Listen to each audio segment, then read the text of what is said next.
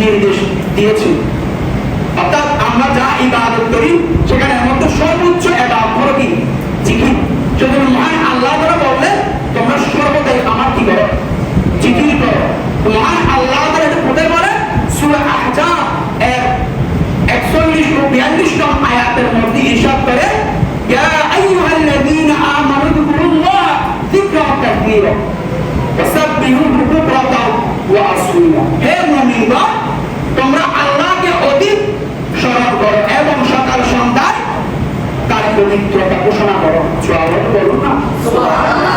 হে মুমিনগণ, হে আমার গুনাহগার বান্দারা, তোমরা সকাল সন্ধ্যায় তোমরা সব সময় আমার কি করো? বেশি বেশি আমার কি করো? জিকির করো। আর আমরা এখন সকাল সন্ধ্যায় কি করি? শুধু মারামারি, হানাহানি, হচ্ছে ফসাদ, এগুলো নিয়ে বিধি থাকি। কিভাবে খাবো, কিভাবে খাবো, কোন টাকা কিভাবে মালিক হবো, বিল্ডিং এর মালিক কিভাবে হবো, ক্ষমতার মালিক কিভাবে হবো, আমরা শুধু এগুলো নিয়ে কি করি? চিন্তা করি।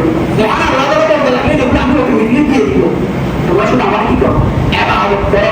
আমার ইবাদত করলে ওই ফেরের চিন্তাটা করতে হবে না, বিল্ডিং এর চিন্তা করতে হবে না। আমি অটোমেটিকলি তোমাদেরকে উঁচু স্তরের মধ্যে তোমাদেরকে বসাই দিব। সুবহানাল্লাহ বলুন না সুবহানাল্লাহ। ইসলামের প্রত্যেক ইবাদতের একটি সময়সীমা রয়েছে।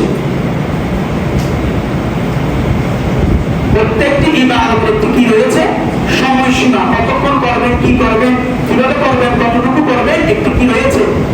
সময়সীমা রয়েছে। যেমন 5 ওয়াক্ত নামাজ দৈনিক কয়বার? 5 বার। আর রোজা বছরে 1 মাস। হজ জীবনে একবার। যাকাত নিসাব পূর্ণ হলে বছরে একবার, ইত্যাদি। বাট রিজিক এমন একটি ইবাদত যার কোনো সময়সীমা নাই, যার কোনো শর্ত নাই। দিন রাত, সকাল বিকাল, হাঁটতে বসতে শুনতে এবং উঁচু অবস্থায় উঁচুবিহীন সর্ব অবস্থায় জিকির করার জন্য মহান আল্লাহ তাআলা কি করেছেন? নির্দেশ দিয়েছেন। জিকির করা যায়। উঁচু আওয়াজে বলুন না সুবহানাল্লাহ। অন্যান্য ইবাদতগুলো কিন্তু যখন তখন ইবাদত করা যায় না, তখন তখন আদায় করা যায় না, কিন্তু জিকির এমন একটি ইবাদত সর্ব অবস্থায় সবসময় আপনি উঁচু থাকুন, উঁচু না থাকুন, আপনি হাঁটতেছেন, ঘুমাচ্ছেন, বসে আছেন, সর্ব অবস্থায় কি করা যায়? জিকির করা যায়। যদি মহান আল্লাহ তাআলা বলতে লাগলেন তোমরা সর্ব অবস্থায়, এটা তো সহজ, তোমরা যেদিকে যাও সেদিকে আমার জিকির করো। জবাব বলুন না সুবহানাল্লাহ। তাই মহান আল্লাহ তাআলা সূরা বাকারার 151 নং আয়াতের মধ্যে ইরশাদ করতে লাগলেন, ফাযকুরুনি আযকুরকুম। তোমরা আমাকে কি করো?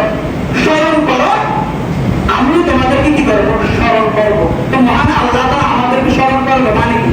আমাদেরকে দয়া করবেন, মহব্বত করবেন, ভালোবাসবেন। সুবহানাল্লাহ।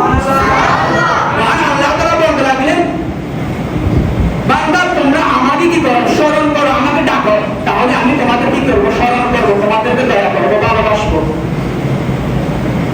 আর মহান আল্লাহ তাআলা যাকে ভালোবাসবেন, যাকে দয়া করবেন, জান্নাত অটোমেটিকলি তার জন্য ওয়াজিব হয়ে যাবে। কিছু আওয়াজ বলুন না সুবহানাল্লাহ। আপনি সর্ব অবস্থায় যেখানে যাই না কেন মহান আল্লাহ তাআলার জিকিরের মধ্যে মশগুল থাকার জন্য, অক্ষম থাকার জন্য মহান আল্লাহ তাআলা সেই তৌফিক দান করুন।